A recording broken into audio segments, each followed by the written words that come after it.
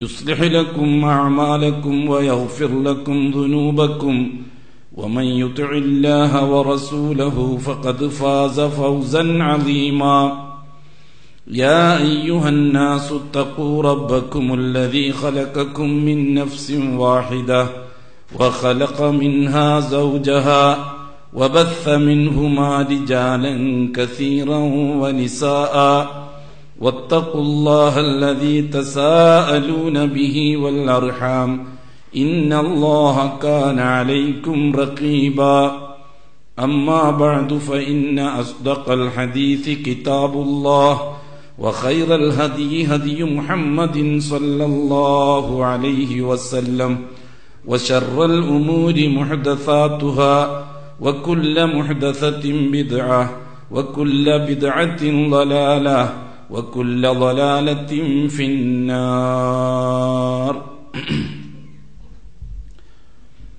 ബഹുമാനമുള്ള സഹോദരന്മാരെ, സഹോദരിമാരെ, അല്ലാഹു സുബ്ഹാനഹു വ തആല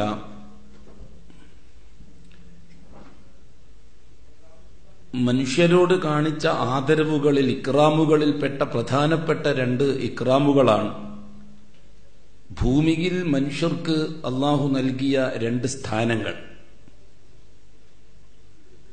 സൃഷ്ടികളിൽ നിന്ന് അല്ലാഹു തആല ഒരുപാട് ആദരിച്ചത് മനുഷ്യരെയാണ്. ആദരിച്ചിട്ടുണ്ടെന്ന് പ്രഖ്യാപിച്ചതും മനുഷ്യന്റെ കാര്യത്തിൽ തന്നെയാണ്. മനുഷ്യൻ എന്നതുകൊണ്ട് ഉദ്ദേശിക്കുന്നത് ആദമിന്റെ സന്തതികൾ, ബനു ആദം. അല്ലാത്ത മനുഷ്യർ ഈ ഇക്റാമിന് അർഹരല്ല. ആദമിന്റെ മക്കളല്ലാത്ത മനുഷ്യർ ഈ ഇക്റാമിന് അർഹരല്ല. അത് ആരാണെന്ന് ഇപ്പം വിശദീകരിച്ചാൽ തീരുകയല്ല. ആദമിന്റെ സന്തതികളല്ലാത്ത മനുഷ്യരും ഉണ്ട്. എല്ലാ മനുഷ്യരും ആദമിന്റെ സന്തതികളായിക്കൊള്ളണമെന്നില്ല. അത് മനസ്സിലാക്കണമെങ്കിൽ മനുഷ്യൻ എന്ന മലയാള പ്രയോഗം മനസ്സിലാവണം. മലയാളത്തിലാണ് സാധാരണ മനുഷ്യരെന്ന് പറയുക. ആരെ സംബന്ധിച്ചാണ് മനുഷ്യരെന്ന് പറയുക എന്ന് മലയാള പണ്ഡിതന്മാരാരും വിശദീകരിച്ച് കാണുന്നില്ല. അങ്ങനെ ഒരു വിശദീകരണം വന്നെങ്കിലേ നമുക്ക് ബനു ആദമിന്റെ അർത്ഥം വേർതിരിച്ചറിയാൻ കഴിയുള്ളൂ. അതുകൊണ്ട് അതിപ്പോ ചർച്ച ചെയ്താൽ ശരിയാവില്ല. മൊത്തത്തിൽ ഒരു കാര്യം മനസ്സിലാക്കുക, മനുഷ്യൻ എന്ന പ്രയോഗം മുഴുവനും ആദമിന്റെ സന്തതികളെ പറ്റിയാണ് എന്നുള്ള ധാരണ ശരിയല്ല. ആദമിന്റെ സന്തതികളല്ലാത്ത മനുഷ്യരും ഉണ്ടാവാം. അവർക്ക് ലക്ഷോപലക്ഷം കൊല്ലങ്ങളുടെ പഴക്കവും ഈ ഭൂമിയിൽ ഉണ്ടാവാം. അതൊന്നും നമ്മുടെ ചർച്ചയിൽ വരുന്നില്ല. നമ്മുടെ ചർച്ചയിൽ മനുഷ്യൻ എന്ന് പറഞ്ഞാൽ അത് ആദമിന്റെ സന്തതിയാണ്, ബനു ആദം. നമ്മുടെ ചർച്ച കൊണ്ട് ഉദ്ദേശിക്കുന്നത് എന്താ? ദീനുൽ ഇസ്ലാമിന്റെ ചർച്ച. ഖുർആനും സുന്നത്തും നമുക്ക് പരിചയപ്പെടുത്തി തന്ന മനുഷ്യൻ ആരാണ്? അത് ബനു ആദമാണ്. അപ്പം ബനു ആദം അല്ലാത്ത മനുഷ്യർ ഉണ്ടാകാം. രണ്ട് കാലിൽ നീണ്ടു നിവർന്ന് നടക്കുന്ന, കൈകൊണ്ട് വാരി തിന്നുന്ന, നാവുകൊണ്ട് സംസാരിക്കുന്ന, തലയോടും തലയോട്ടിനകത്തിച്ചിരി തലച്ചോറുമുള്ള ജീവികൾ, അവർക്ക് മനുഷ്യനെന്ന് പറയാം. അതെല്ലാം ബനു ആദമായിക്കൊള്ളണമെന്നില്ല. നാം മുമ്പ് വിശദീകരിച്ചിട്ടുണ്ട് ആ വിഷയം. ആദം അലൈഹിസ്സലാത്തു വസ്സലാമിന്റെ സന്തതികൾക്കാണ് നാം മനുഷ്യർ എന്ന് പറയുന്നത്. ഏതാണ്ട് എല്ലാ മതക്കാരും അങ്ങനെ തന്നെയാണെന്ന് തോന്നുന്നു. ഇന്ന് ലോകത്ത് നിലവിലുള്ള മതക്കാർ, ജൂതന്മാർ, അവരും ആദമിന്റെ സന്തതികളെ തന്നെയാണ് മനുഷ്യനെന്ന് പരിചയപ്പെടുത്തി കൊടുക്കാറ്. ക്രിസ്ത്യാനികൾ, അവരും ആദമിന്റെ സന്തതികളെ തന്നെയാണ് മനുഷ്യനെന്ന് പരിചയപ്പെടുത്തി കൊടുക്കാറ്. മറ്റ് പേർഷ്യൻ മതക്കാരും അങ്ങനെ തന്നെയാണ്.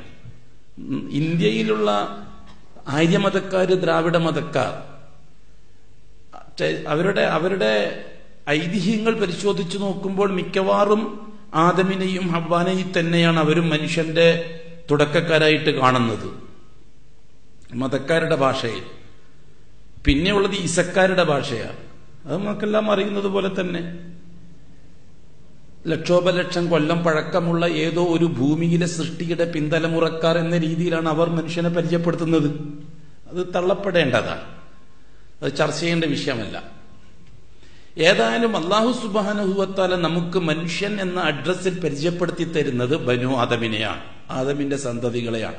മനുഷ്യനുമായി ബന്ധപ്പെട്ട ഏത് വ്യവസ്ഥിതികളെ സംബന്ധിച്ച് നാം പഠിക്കുമ്പോഴും ഖുർആനിലും സുന്നത്തിലും മനുഷ്യനുമായി ബന്ധപ്പെട്ടിട്ട് എന്തെല്ലാം അഖ്ബാറുകളാണോ അല്ലാഹു തആല നമുക്ക് വിശദീകരിച്ച് തന്നിരിക്കുന്നത്, ആ അഖ്ബാറുകൾ കംപ്ലീറ്റ് ബനു ആദമിനെ സംബന്ധിച്ചാണെന്ന് ആദ്യം നാം മനസ്സിലാക്കി വെക്കണം. എങ്കിൽ മാത്രമേ ദീനുൽ ഇസ്ലാമിനെയും ആ ദീനുൽ ഇസ്ലാമിന്റെ അടിസ്ഥാന പ്രമാണങ്ങളെയും ചർച്ച ചെയ്യുമ്പോൾ മനുഷ്യനുമായിട്ട് നമുക്കതിനെ ബന്ധപ്പെടുത്താൻ കഴിയുള്ളൂ. ഒന്നാമത് ഈമാൻ. എന്തിലുള്ള ഈമാൻ? അള്ളാഹുവിന്റെ വഹദാനിയത്തിലുള്ള ഈമാൻ. രണ്ടാമത് പ്രവാചകന്റെ റിസാലത്തിലുള്ള ഈമാൻ. മൂന്നാമത് ശരീഅത്തിലുള്ള ഈമാൻ. എങ്ങനെ? ശരീഅത്തിലുള്ള ഈമാൻ അതൊരു നല്ല ഈമാനാണ്. ശരീഅത്തിലുള്ള ഈമാൻ, അള്ളാന്റെ വഹദാനിയത്തും പ്രവാചകന്റെ റിസാലത്തും സമ്മേളിക്കുന്നത് ശരീഅത്തിലാണ്. അപ്പൊ ശരീഅത്തിലും നല്ല ഈമാൻ അനിവാര്യമാണ്. അള്ളാനെ അംഗീകരിക്കുന്നു, അള്ളാൻ റസൂലിനെ അംഗീകരിക്കുന്നു, ശരീഅത്തിനെ തള്ളിയാൽ. അപ്പൊ നേരത്തെ പറഞ്ഞ അള്ളാനെ അംഗീകരിക്കുന്നു എന്ന വാക്കിന് എന്താണ് അർത്ഥം? റസൂലിനെ അംഗീകരിക്കുന്നുള്ള വാക്കിന് എന്താണ് അർത്ഥം? ഈ പറയപ്പെട്ട വിഷയങ്ങൾ അഖിലവും അൽ ഇൻസാനുമായി ബന്ധപ്പെടുത്തിക്കൊണ്ട് മനസ്സിലാക്കിയെങ്കിലേ ഖുർആൻ മനുഷ്യരുടെ കാര്യത്തിൽ എന്താണ് ഉദ്ദേശിക്കുന്നത് എന്ന് നമുക്ക് മനസ്സിലാവുകയുള്ളൂ. അഥവാ അള്ളാഹു മനുഷ്യരുടെ കാര്യത്തിൽ എന്താണ് ഉദ്ദേശിക്കുന്നത് നമുക്ക് മനസ്സിലാവുകയുള്ളൂ.